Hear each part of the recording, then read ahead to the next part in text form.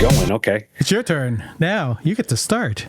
Go for Look it. at a cat asshole for you. Oh, we're live? Great. Yeah, we're live. Welcome to another Geeks with Kids podcast. I'm your host, David, and today I'm joined by Eric and Brent. And Brent's cat. Hi. And my cat's asshole. Yeah. Well, there's got to be at least one asshole on this podcast. That means right? they trust you. If they're showing you their butthole, that means the cat trusts you. Everyone knows that. Hi, everybody. Wow, it's so nice to be here. I feel like it's been so long. It has. I don't remember. It has. It's my first, I think, of the year. Well, it's all of us first time of the year. Yeah. Oh, is it? Great. Yeah. Great. Yeah. Just in time for the end of the month. I think we'll do probably Fallout soon, and then Good. I haven't. I'm saving it till it's done, and then I'm going to just watch it. Yeah. So Yeah. Oh, you haven't watched any of No. it? Okay. I've been saving it. Okay. Well, that's a good segue, because before we get to our main topic today, what's good? Brent, what's good? I'm going to say what's good, and I think Eric's going to agree with me. Yep. I am absolutely fucking in love with Mio Memories in Orbit. It's a brand new Metroidvania game that just came out. It is like the perfect blend of the Ori series, and like games like Chants of Sinar and those like puzzle-ish type games.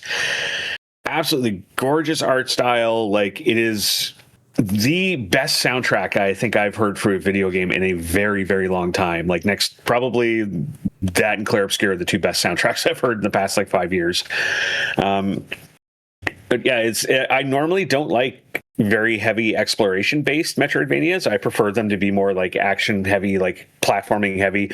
And I just find myself getting lost in this world. And not just because every time you die, you get sent so goddamn far back that you have to like figure out where you were again. Like, checkpoints are few and far between in this game, but it's such a wonderful world to explore. Like, Yeah.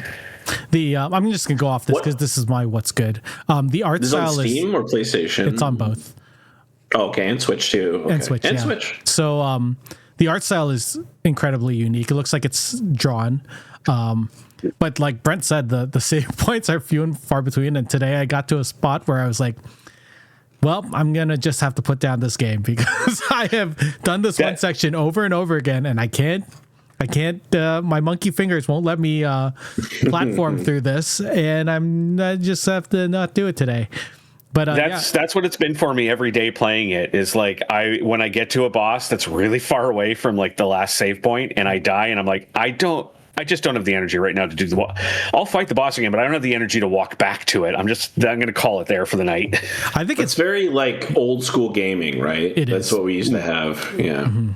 Yeah. There's this, I'm going to call it a boss, but there's, I think 3 stages, but like they're separated on the map. That's not to ruin it for you, Brent. You'll figure it out. Oh yeah. You're further ahead than I am. But I just bought the Calderon last night, the furnace boss. Okay, yeah, I like that one. That one was funny. Yeah. But I like the powers. I like the tutorials are so unique. Yeah, I love that they don't explain anything to you. Yeah. They design the tutorials. Every time you get a new ability, they design the tutorial to just be very instinctual of like what it is you're supposed to do. Like, if you've never played this style of game before, you're going to be lost as hell. But like, if you are a fan of the genre, like, this is such a unique approach. Yeah. It's definitely at the top of my list of 2026. Not that there's many, but I'm also like, I've also tried that a zombie game where you have to scan people coming through again. I can't remember what it's called.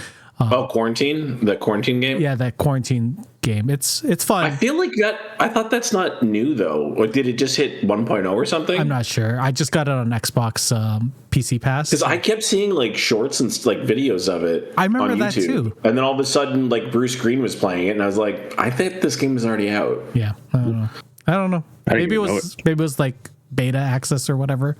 But it's like Paper Please, Brent, except it's like like every kind of simulator game, and then you just have like people come in, you have a bunch of tools and like check their pulse, check their temperature, and just all these things, like, you know. But you also have to manage your underlings too there, and like it's neat. I'd rather go play. I just think everyone goes into quarantine and let them all sort it out in there. Yeah, it'll take care of itself one way or the other. Exactly. That man is chewing that man's arm off. Stamp Either zombie we're on have him. all zombies or all people. It's true. It'll eventually all be zombies anyway. Is Mio also your what's good? Yeah. Okay, fair enough. Wow. We never have a 2-on-1. This has been Eric and I like for the past 3 days is like just playing and then immediately messaging each other, going like, "Oh my god, we got this part yet? This is so good. I love this. The music's so good." It's so weird not having a dash in the game, or unless it's coming later. But I don't have one. Yeah, I don't know. I found it was like I played the game for like 4 hours before you even get a dodge. Yep, and I was like, I'm sitting here wondering, how the hell do you beat these bosses when you can't dodge them? Like, yeah.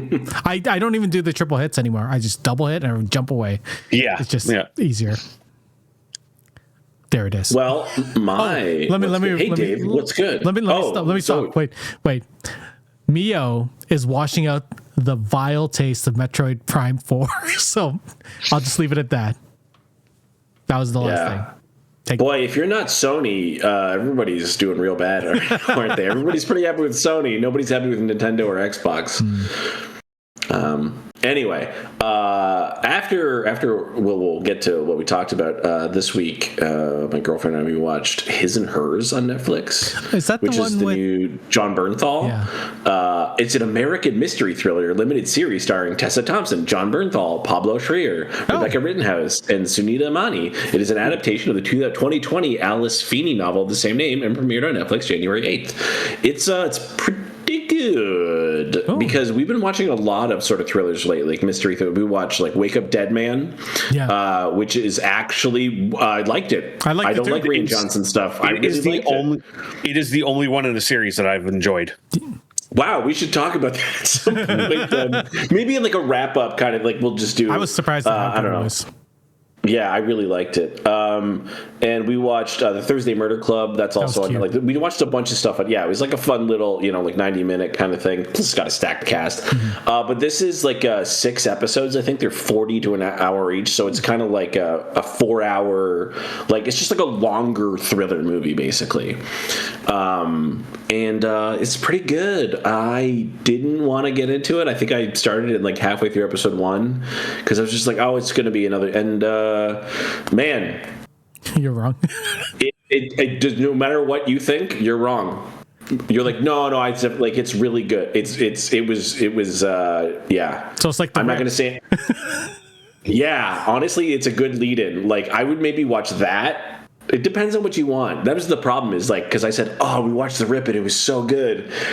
And then we watched this, and I was like, "Oh man!" Like I just I have to check it out. I'm still off work until Friday, so I need to fill the void with stuff. So I'm rewatching all the Lord of the Rings extended right now. Nice. It's not super long, is the thing. It's not super long, but it is pretty good. It's a little maybe. I thought there's some stuff I really rolled my eyes at a lot, but I think I'm happy to have seen it, and I did have a lot of fun being like, trying to come up with theories and stuff, and like trying to poke holes in things. So if you like doing that, you'll probably have fun with this movie or show, whatever you want to call it. Nice. Yeah. I talked to Eric about it. Eric, you said you hadn't watched it yet, but David, have you watched Task yet? I started. I don't know what that is. It's an HBO show. It is really goddamn good. Yeah, the 2 episodes. That's the one with Mark Ruffalo. No, I haven't.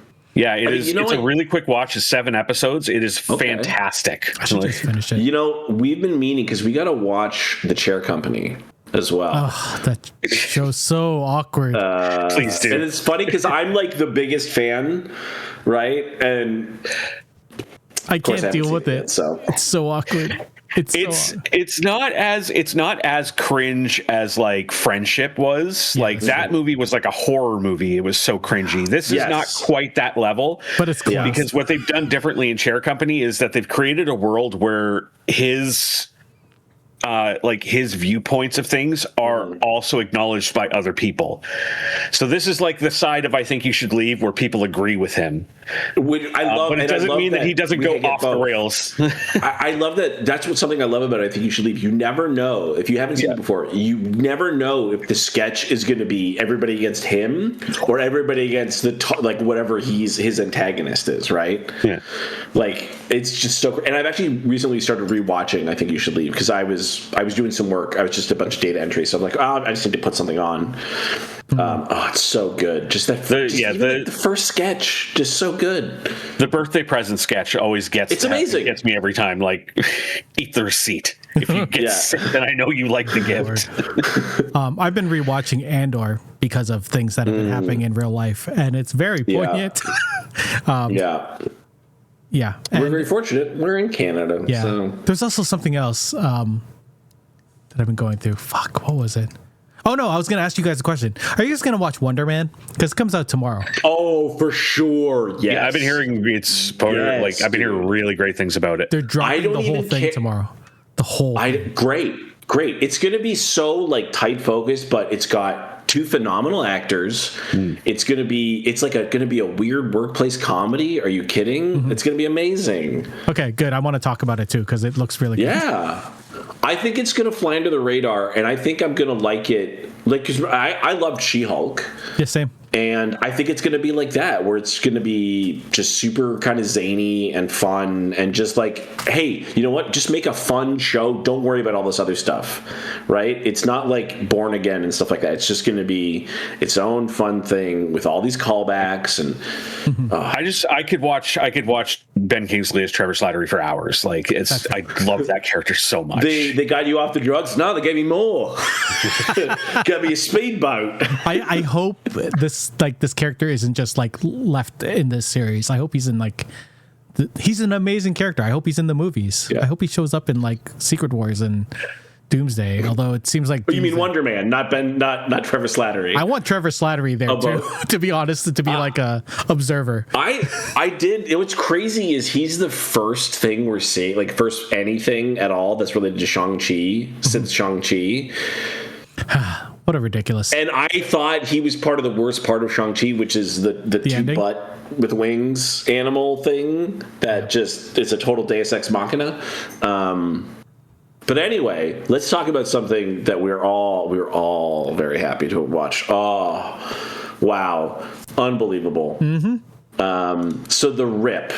So I'm going to start with I made an outline. So The Rip was released on Netflix January 16th, 2026. It's an action thriller written and directed by Joe Carnahan, who's kind of known for like crime, cop and robber kind of stuff, who developed the story with Michael McGrail. The film stars Matt Damon and Ben Affleck, who've only been in, as far as I can remember, 5 movies together, and only 3 of which they starred together, and one of which we will never talk about because it's The Last Duel, and that's just bad. I forgot about that. Thanks for reminding me. Sorry. They're police officers with the Miami-Dade Police Department. I don't want to get too much because I don't want to get spoilery yet. It also stars Stephen Ewan, Teyana Taylor, Sasha Cali, Catalina Sandino Moreno, Scott Adkins, who I was like, oh, sick. Scott Adkins. He's doing like real acting, not just cool martial arts stuff. And Kyle Chandler. And who doesn't love when Kyle Chandler shows up and stuff? So one of the reasons I was interested in watching this movie initially is because there's a contract that Matt Damon and Ben Affleck have a production company called Artist Equity, and Netflix is normally just like, we pay you for whatever it is, and that's it. Like we get it, we can stream it forever, and then you're done. But Matt Damon and Ben Affleck, since the writer's strike and the actor strike, were really big on trying to get royalties, not just for actors, but for everybody who works on a production. So I guess their intention is to do that for all their movies. They couldn't, whatever it is, but with the Netflix, basically there's a bonus for the everybody who worked on it. 1,200 people who worked on the movie get a bonus if it hits some benchmarks within the first 90 days. No idea what those are, but hopefully it does because it's phenomenal. And I know there's been a lot of talk recently about all the weird stuff with how Netflix has like stipulations with the script where actually I have a quote from Matt Damon, which is, a standard way to make an action movie that Ben Affleck and I learned is you usually have 3 set pieces, one in the first act, one in the second act, and one in the third act, and they kind of ramp up. And the big one with all the explosions, you spend most of your money on that one in the third act, and that's kind of your finale. Now he's Netflix. They're like, can we get a big one in the first 5 minutes? We want people to stay tuned in, and it wouldn't be terrible. And this is the thing you always hear about Netflix now, is if you reiterated the plot 3 or 4 times in the dialogue because people are on their phone while they're watching. So this is the big thing that came out from Ben Affleck talking about this, is that how Netflix has to constantly reiterate the plot because no one's paying attention. And the funny thing is it's like the one movie on Netflix where you wouldn't have to do that because you're so hooked in. So before we get into anything else, you guys want to just talk about the cast, I guess, quick, or if you want to talk about any of that stuff? Can I comment on that? Because normally I am on my phone or on my tablet or something like like doing work.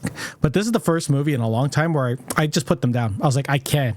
Yeah. I had to watch every single thing that was happening on screen, because they built the tension so well, and then things were like shot perfectly where you had to watch it. Like there's a scene where Ben Affleck's in a house and you can hear something happening, and then you see the shadow of someone holding a gun, and you're sitting there like, well, I have to watch what's going to happen. Like, is this like, it's amazing. I could not. And I don't remember the last time I haven't like been on my phone during a movie. At all. We were a little bit like Eric and I were back and forth a little bit, where it was like me going, okay, I'm sitting down to watch it now. And then 20 minutes later, it's like, okay, no, I'm sitting down to watch it.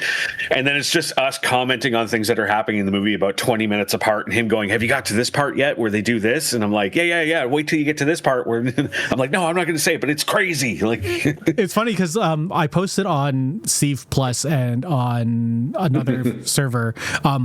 What was the scene in a movie? What's the most memorable shit's about to go really bad, really fast scene in a movie? And that's this whole movie. Like every 20 minutes, messages me, he goes, like, he's like, I'm on that scene right now. And I message him back and I'm like, no, you're not yet. I'm on that scene now. I was like, there's like four of them in this movie. This movie is literally like the When Will the Bass Drop skit from SNL of just like, when will the bass, and then everyone's head explodes. I guessed so many different. It was the same thing when I was watching His and Hers, where I was like, oh, it's going to be this. Oh, it's this. Maybe it's this. Maybe it's that thing. And I was like, maybe that's that. And then like, you know, when you write and you just go like, oh man, like, of course, I guess the whole movie. And I was right about a fair number of things where I was like, maybe this is what's happening, but I wasn't like disappointed. I was like, I can't believe I guessed it. Like, I'm so happy that like I actually got it. The one I got was the main bad guy. We're gonna spoil this movie, okay? Yeah, but not yet. I want to go main through bad guy, because I want to go through like if you guys want to talk about the cast, and then we'll talk about like our verdict, and then we'll get into specifics for spoilers. For sure. Because if people for some reason don't want to go see it based on already, then we can kind of say the things we liked without spoiling, and then. You know, watch the movie and then come back and watch the spoiler half. So literally, the main cast, there's 8 in the main cast, I suppose. There's Matt Damon, Ben Affleck, who top of their game in this movie, unbelievable. I think this is their training day. I was gonna say this is their town. But that's, I mean, yeah, I like the town better. To be honest. It also, I don't know if you've seen Triple Frontier, which I think is also on Netflix. It's another stacked cast. That's Pedro Pascal, Oscar Isaac, Matt Damon, Charlie Hunnam, and I think I have seen that. And Hedlund. I can't remember his name right now. Garrett Hedlund. It's a movie like this, except they're like PMCs, they're like military guys, and they're going to steal some money. Yes, I have seen this one. Yeah, this was really good. It's not as good. It's not as good as The Rip. So if you haven't seen it, it is good. It is good, but it's not as good. I think it's a harder watch. That movie came out 6 years ago. It's 7 years ago. Yeah. What the? It's such a stacked cast. You can watch it right after watching Bronx Tale. Yes, another movie I've not seen. Stephen Ewan, so good. Like, he's just been getting better and better and better with everything, which is great because I mean, he started out in The Walking Dead and he was in that for I don't know how many years. 10. And I think that's just mostly what people know him from. But obviously he's in Invincible. He was in literally the first I Think You Should Leave sketch. He's been really good at just picking the right roles for him, like not just overexerting himself and trying to get out there as much as possible like a lot of TV actors do when they try to transition to movies. He's been really smart about picking the right roles. And they're not. He was originally supposed to be in Thunderbolts. He was supposed to be the Sentry. Yeah. And I think with the way that movie turned out, I don't think he would have been the same as Bill Pullman. I can't think of something Pullman, Bill Pullman's son. Yeah. Just I don't think that would have fit Steven. So I'm glad he was. And now we have another opportunity. If he wants to join Marvel, he can do something else. Sunspot. Come on. Yeah, that'd be amazing. Perfect. Yeah, we need a Marvel mutant. He's also not just doing like these action roles. Like he was in Nope. He was in Nope was great. Minari. If you haven't seen, is super depressing, but he's amazingly good in it. His roles have just been so good recently. Not recently, all of the time. I don't think I've ever seen him in a bad movie or in a bad role. Did you guys see Beef? Yeah, I don't think. I haven't seen Beef actually. It's on Netflix. It's phenomenal, but also quite painful to watch. Mayhem. That's the movie I was thinking of that he was in that I really liked as well. I don't know that one. I just have to watch his whole discography.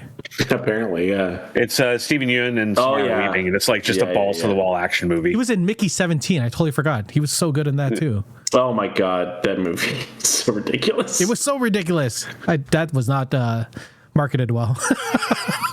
No. Teyana Taylor, who was just in One Bad Elephant or Another, which I still haven't watched, but I mean to. I hear it's really good. Yeah, I don't remember her in anything, but I thought she was fine in this movie. She was really good in that movie, but it's that movie's overhyped, that movie. I think Teyana Taylor got the most like pigeonholed kind of character, where it's just like, we need an archetype, so here you go. Which it's fine. It's fine, work for an actor, but hopefully she doesn't get stuck with that. Sasha Calle, which she's Supergirl. You said in the Flash movie. Yeah. She was great. She was the best part of the Flash. Other than Batman, and then there was Catalina Moreno, who's from. She was in Maria Full of Grace. She's so good in From. Was it you who was like, that's where I recognized her from? Brett? Yeah, I couldn't picture her. Like I could picture her in the movie, but I couldn't think of where I said it. And then you were like, "Oh my god, they got the girl from From," and I was like, "That's it!" Like the wife. Shit, I forgot about her. The wife, yeah.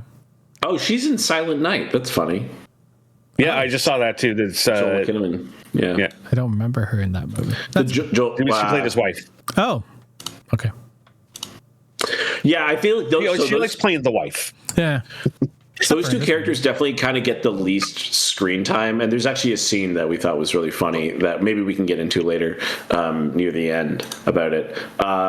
Scott Adkins, I was really excited to see him in something that wasn't like him just beating the shit out of people, or rather getting the shit kicked out of. And this isn't really a spoiler, it happens in the first 5 minutes. He plays Ben Affleck's brother, which I thought was really neat, because they do kind of have like similar. Yeah, I thought it worked really well. It was so weird not seeing him do things. Yeah, just playing a guy, His shirt was on the whole movie, too. What? I wonder if he was like the stunt coordinator, and then they just had him in. Maybe. Because he's phenomenal. Like, at least everything I've seen him in from Quarter Crew. And then finally, everyone loves Kyle Chandler. Kyle Chandler's great. Oh my god, I can't wait for Lanterns to come out. Just for They had a Green Lantern, a Batman, and a Supergirl in this movie, like, and a almost Sentry. Like that's and a Jesus Christ Jason Bourne. I thought just honestly, I think maybe not yet, but I think in like 3 years, people are going to be like, wow, that's a stacked cast. Yeah. We forgot Nestor Carbonell. We also got a mayor of Gotham. Oh, fuck. I did. I was, every time I see Nestor Carbonell, I'm like, I fucking love it when that guy shows up. He was in, what was last year? What was it called? Oh my God, my brain's not working. The Japan. He played the Spaniard or the Portuguese guy. Shogun. Yeah. He just showed up for like 10 minutes in that show. Yep. I was like, oh my God. He did. Oh my God, yeah. I literally, every time he shows up, I'm like, suddenly Susan. But my favorite thing he did was always, I don't know if you guys remember The Tick with Patrick Warburton, but he was Beth Manuel. Which was their version of Dike Fledermaus. The role I always remember from him is he was in Lost, and he was always like a standout guy on Lost because he was always the mysterious one, and I was like, cool, this guy. He was also the mayor in The Dark Knight. Yep. Yeah.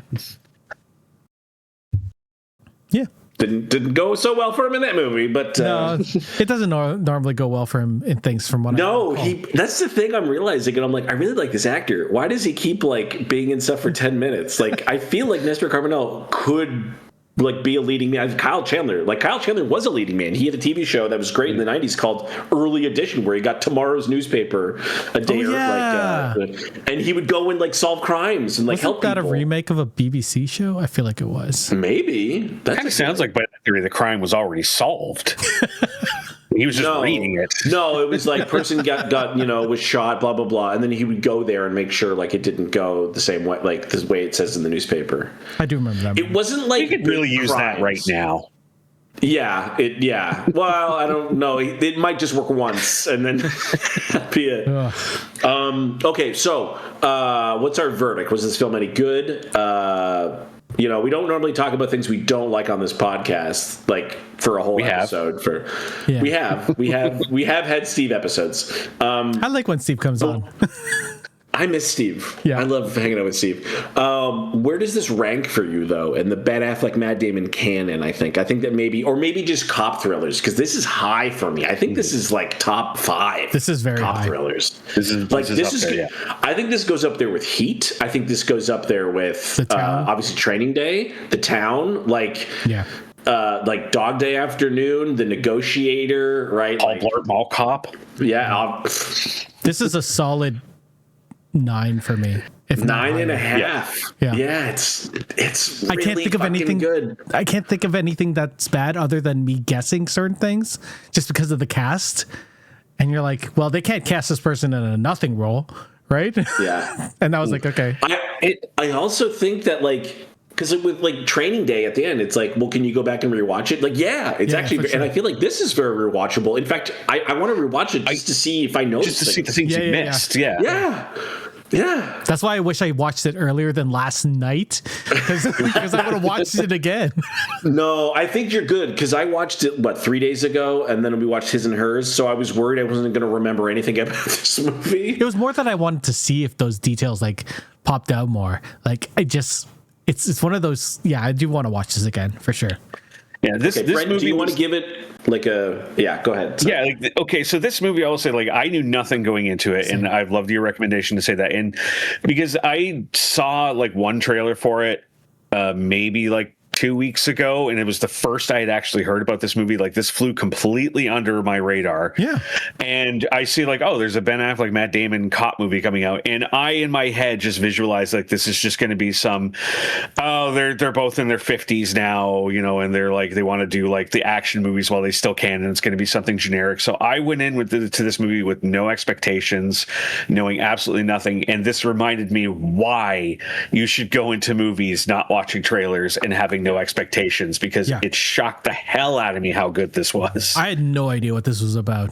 You said to watch it, and I was like, that popped up on my Netflix. I should probably. I like Ben Affleck. I like Matt Damon. I'll watch whatever. I watched The Last Night with them. I might as well watch this.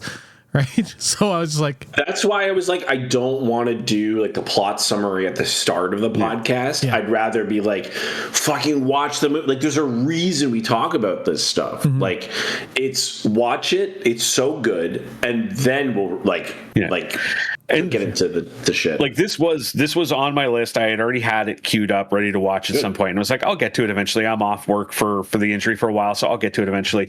As soon as Eric said Dave wants to do a podcast on it, I immediately went, okay.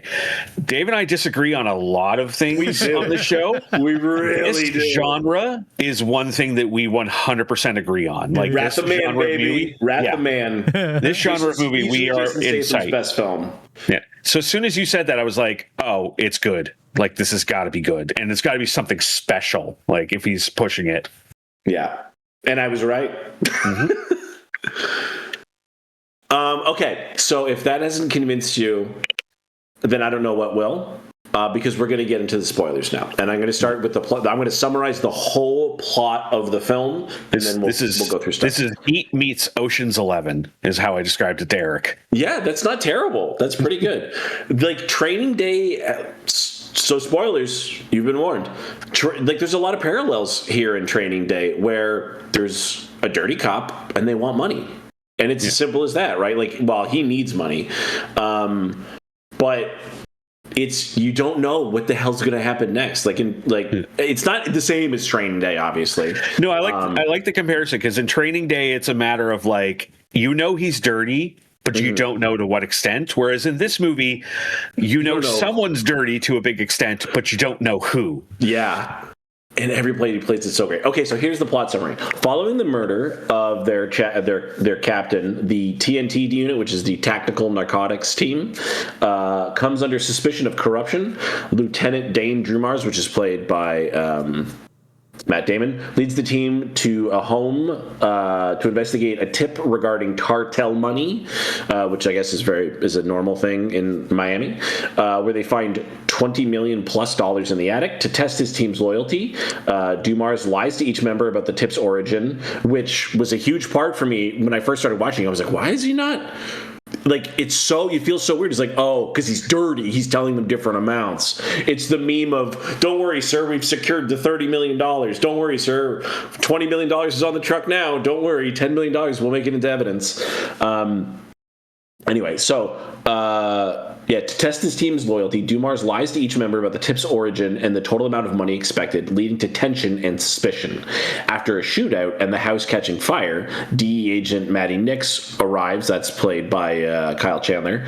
Dumars reveals the operation was a sting to catch the killer of the captain, the real killer, identifying Detective Mike Rowe, as played by Stephen Ewan, as the mole. By tracking the specific fake numbers he gave his team, it is revealed that Rowe and Nix murdered Velez, and after a final confrontation, Nix is killed and Rowe is arrested. The team recovers the real cash and Velez's name is cleared. Mm-hmm. There's a lot there's kind of missing there, but the fact that like they don't want to call it in, right? Because reasons, not calling as far it in, taking all their phones away from the entire team, like yeah, Matt Damon was really good at playing the twitchy captain at that point. Yeah, like when he becomes calm and collected in the ride with the money. Oh man, it's so good. The questioning of Damon and Affleck being like, "Fuck, which one of these guys is going to be dirty?" Yeah.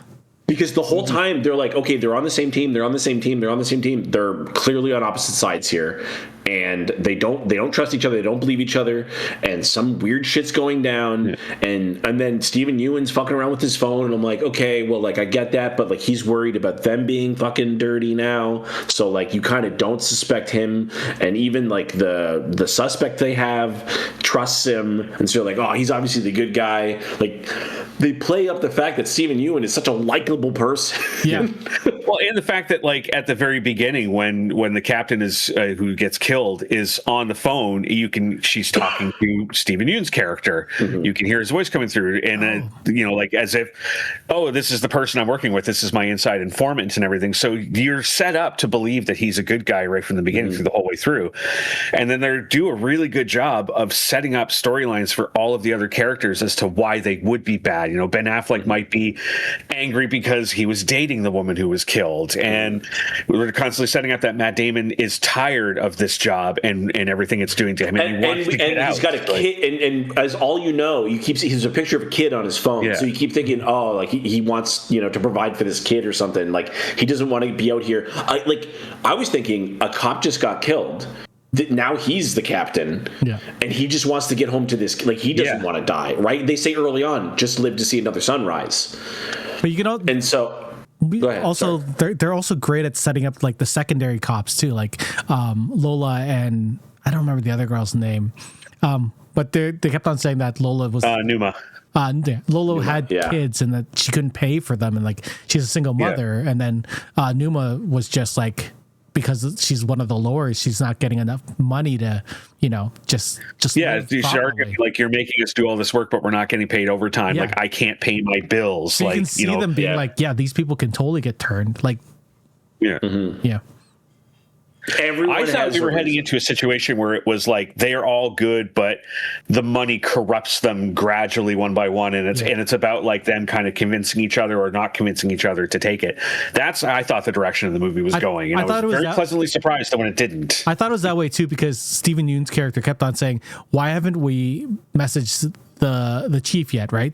The chief just needs to know, like, and makes me also wonder if the chief was also dirty, because if he was like, they ended up contacting the FBI instead of the police, their own captain. So I wonder if that, I don't know.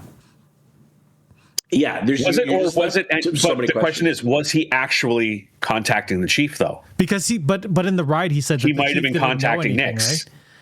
But he said, but we never know that. We never know that on the burner phone he was actually, because remember when he hits redial on the burner phone at the end, it dials Nix. So he was probably texting Nix the whole time. He was telling Nix. Almost certainly. But if he was trying to convince Ben Affleck's character, man, I wish I remember their names, that Damon wasn't talking to the chief, he wouldn't have said that, right? I feel like he may. This is where a rewatch comes in, like knowing the things we know and like picking up on the little bits and seeing how clever they were with it. For sure. I mean, they did like every trick. Like in the end, when it was like because they called out early, there's a lot of like yellow pages in here. And that was the one thing I was certain of, was at the end. I was like, they're gonna open the bags. It's gonna be all the phone books. When he kicked the bag over, I was like, oh fuck! Of course it's got fucking yellow pages. God damn it! Like I'd forgotten about them because it was so early in the movie. I was so enthralled. It's just unbelievably good. Like they just fucking knocked it out of the park. Everything's perfect. And what was interesting to me is that this is not based on a true story. It's inspired by true events, because a captain was actually also killed. And I want to... Where did I have that? I thought I wrote that down. Yeah, it was Miami-Dade County Sheriff Chris Casiano. Thank you. And the movie even has like a memorial to him in it. Because a real police officer was killed, and that inspired this whole thing.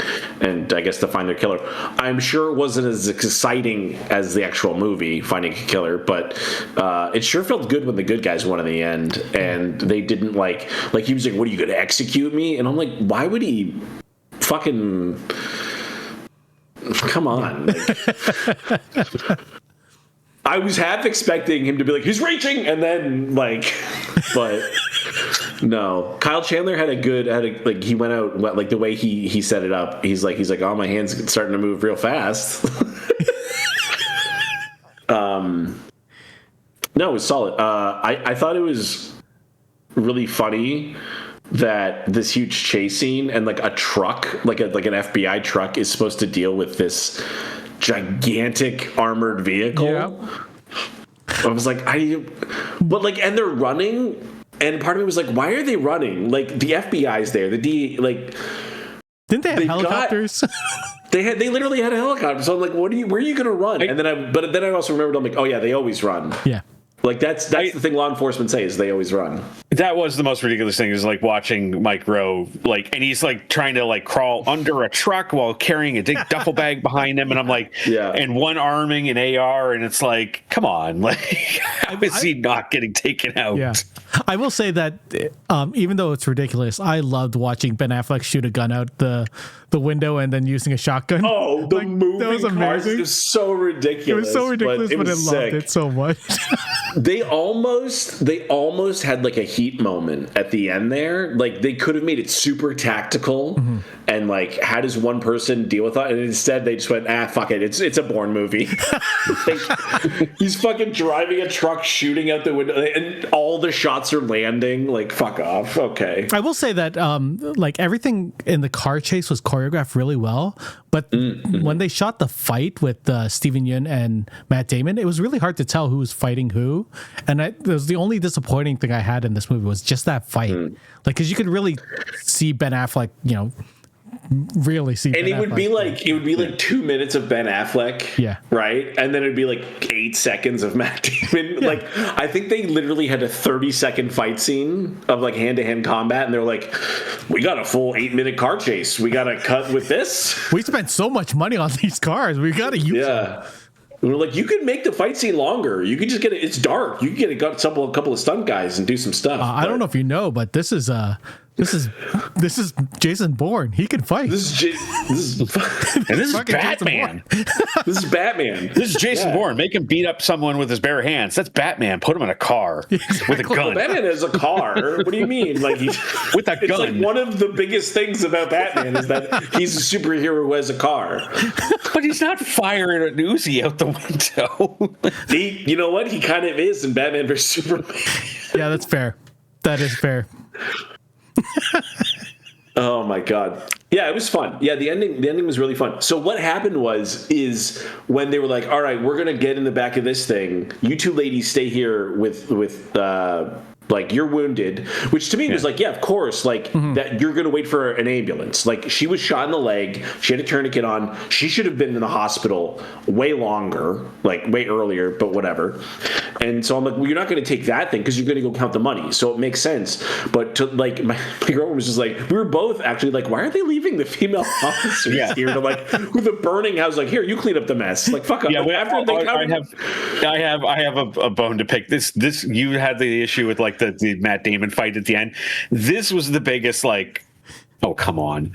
You left the three women behind. One of whom who has a bullet in her leg. The other one is technically kind of under arrest. Yeah. Go in, retrieve all of those buckets of money, and get the station wagon, which probably doesn't run because it's filled with about 1,000 bullet holes right now. Get it out of the garage, which you, by the way, have turned perpendicular to the door, so you will now have to turn it back to aim out. Oh, and by the way, the house is on fire. And the fire started in the garage.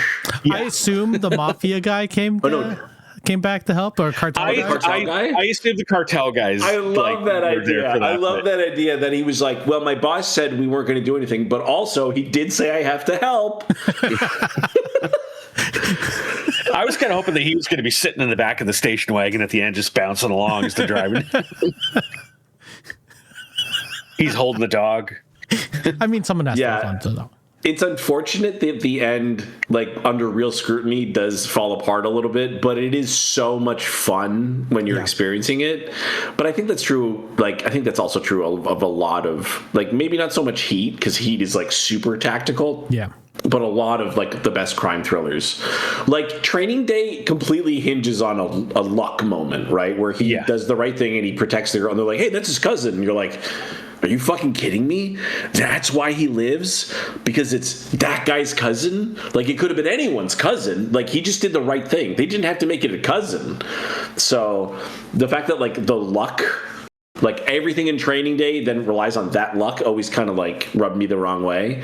But almost every movie, I'm trying to think of some other thrillers that do some hinge on something similar, but I'm sure there's one if we thought about it. But like Wrath of Man requires a lot of steps. There's a lot of very specific steps in that movie that have to work in order for him to do what he does. But he's basically John Wick, so he's a man of sheer fucking will. Yeah, is there anything else you guys wanted to talk? Anything notable moments that you wanted to bring up?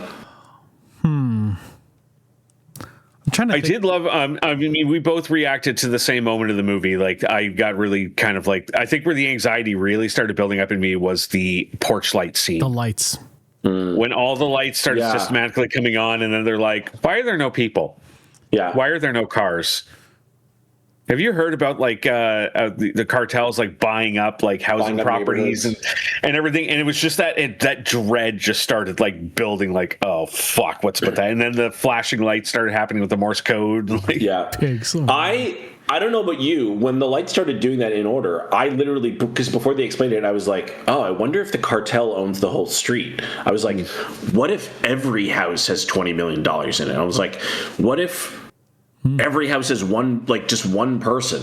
And I was like, or it's going to turn into a giant battle where they're in the house and every house has like other people in it, right?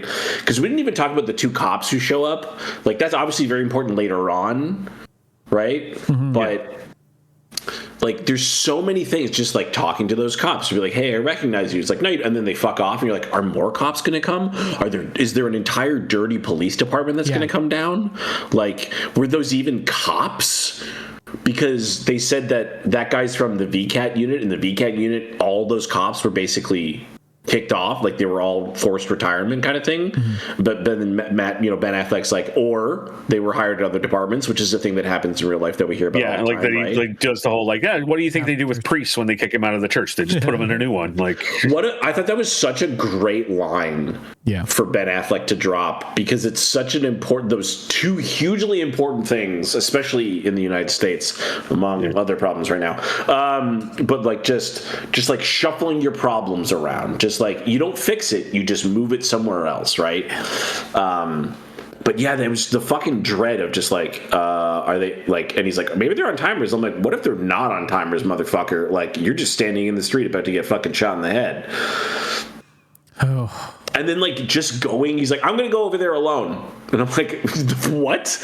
You're gonna what? You're gonna clear a house by yourself? No nod, no fucking flashlight or anything? Like what the fuck? But I think it's because Stephen Ewan couldn't read Morse code, and I think Ben Affleck could. I think that's what we learned in that scene. Yeah. Because he was saying like pig something. pigs. Just pigs. But I think they're spelling PIGS. Yeah, but I think there was more to the message actually after that. That we don't, because we know if he can read it. Also, that's what he tells him, right? Yeah. Could be, but then again, at that point in the movie, though, Ben Affleck did not know that Mike Rowe was in on it, though. No, he didn't know that he was the bad guy at that point. So I don't know if he had a reason to lie. But then again, they were all like suspicious of each other, so everybody's kind of hiding everything. So, God, it was so good. The one thing I was confused about was the green lights come on before the shootout. I'm like, what's the green light? Like, what is that? I assumed that was like they had like laser lights or something. That's like what I that. thought it was too. Yeah. But wasn't it just Stephen Ewan and one like the other two cops shooting at the thing? No, I thought Presumably? it was the whole Kyle Chandler unit. Well, no, because it wasn't his whole unit. It was because they show up him, his partner, and then the two dirty cops that we met earlier. It was just those four that we at least knew of. You're saying Kyle Chandler was already there at that part of the story, and then he left and came back? I don't think. I think it was honestly. I think it was just the two dirty cops. Yeah, it was, Yeah, or part that's of the what I unit or thought. something. Yeah. Because they said there was Okay. like 3 people in there.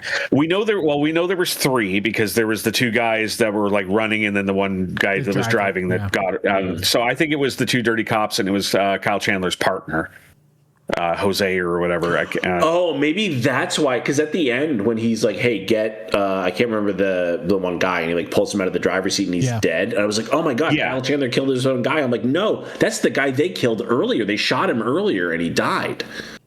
Because they remember, they're like, "Oh, I hit one of them," and they were following a blood trail. So presumably, that's he didn't get killed by his own people. He got killed by them. He got killed by them when they shot through the windshield. Like he was already injured, but he was driving. But then they shot through the windshield, and that killed him. And then that's when they were like, "Okay, get him out. You take over driving." And I don't know where I'm going. I might have to rewatch this tomorrow. Yeah. Well, so maybe good. we'll watch it tonight.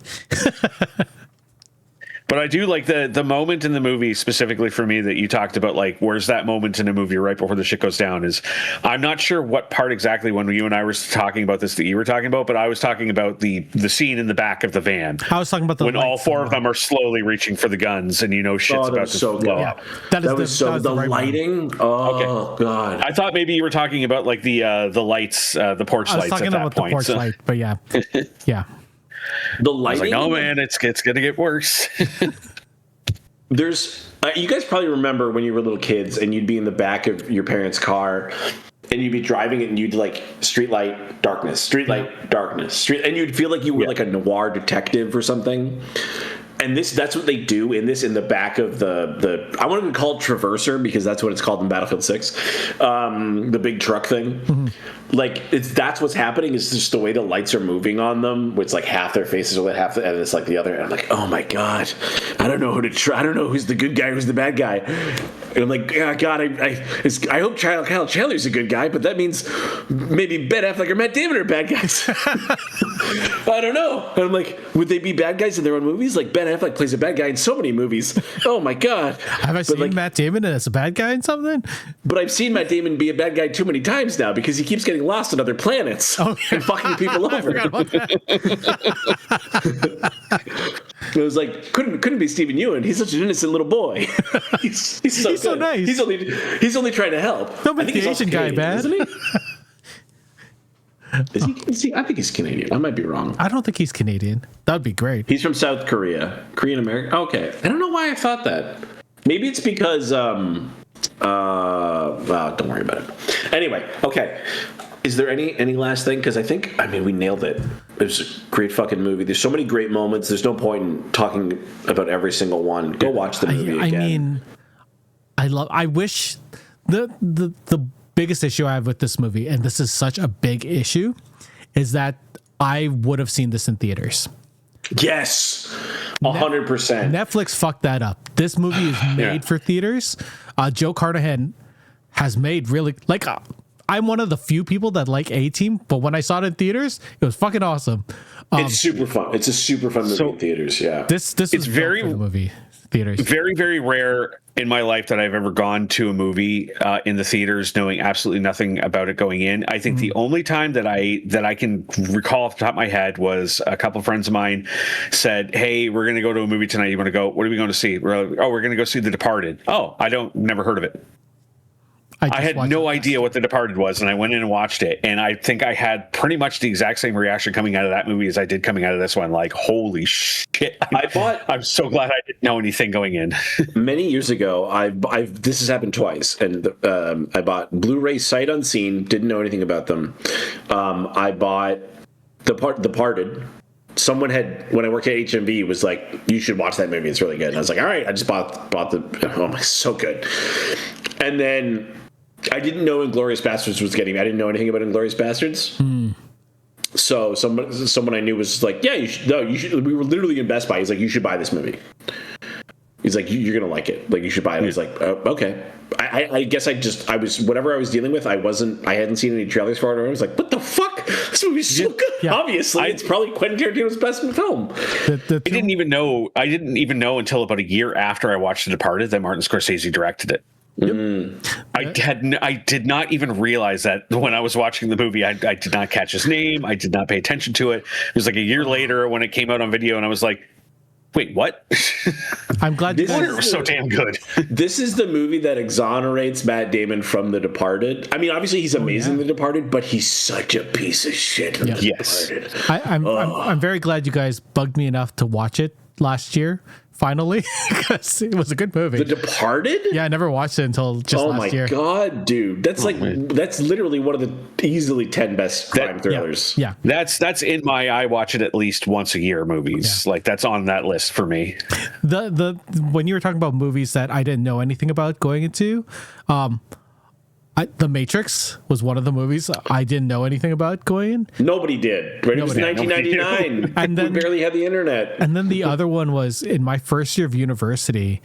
I randomly went to Westdale to watch a movie that was there because I saw the marquee and I was like, "What the fuck is Crouching Tiger, Hidden Dragon?" And I just went in and I was like, "Okay, I'll see what this is." And it was back when movies were $2. Oh yeah, the other one where I was like, I knew a little bit about it and I was like, this looks like it could be kind of fun. I'll go check it out. And ended up becoming one of my favorite movies of all time was The Kingsman.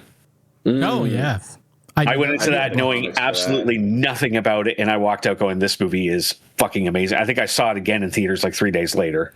Matthew Vaughn, man. That was my first 4D seat experience as well. I still haven't done that. One day. Or not 4D, but like the first D-Box seat. That was the first D-Box movie I ever saw. I like D-Box. Saw Guardians 2 in D-Box, and that was a good pick for D-Box. Dune is my favorite D-Box movie because the ornithopters were amazing massages. I still, as much as I don't want to see the movie, I wish I had gone to see Twisters in 4D. Yeah, me too. Just for the wind and the water. Like, Twisters isn't bad. I just watched it one day randomly, and I was like, "That's fine." Yeah, it was fun.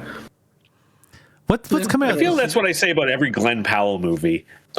What's coming out this year? A little movie called Avengers Doomsday. Oh, it's Doomsday, because Dune and Avengers Doomsday comes out the same day. Oh, is it? Yeah. Oh, Doomsday. Yeah, we're trying to pull a Barbenheimer again. Yeah. Doomsday. I hate that. Yeah, I'll see the Avengers that day. So you said all of Wonder Man comes out tomorrow? Yep. Fuck, I'm gonna have to watch all that. Tomorrow's my busy day at work, so I will put it on beside me. Tomorrow's Tuesday. I shouldn't be. We'll see. My work is highly dependent on other people getting work done. We can do Wonder Man next week, or we can do it in 2 weeks. I don't mind doing it sooner rather than later. But Yeah, I also want to do Fallout, which is in 2 weeks, right? Fallout has like 2 episodes, right?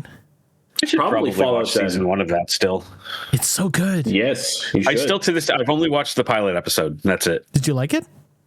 I did, and it was one of those. I watched it and I said I'm going to wait until the season's done and I'm going to sit down and binge it. And then I just never did. And then they announced season 2, and I said, okay, well I'll wait till season 2's done then. 2 weeks. Do both of them. 2 weeks, and then we can watch all of it.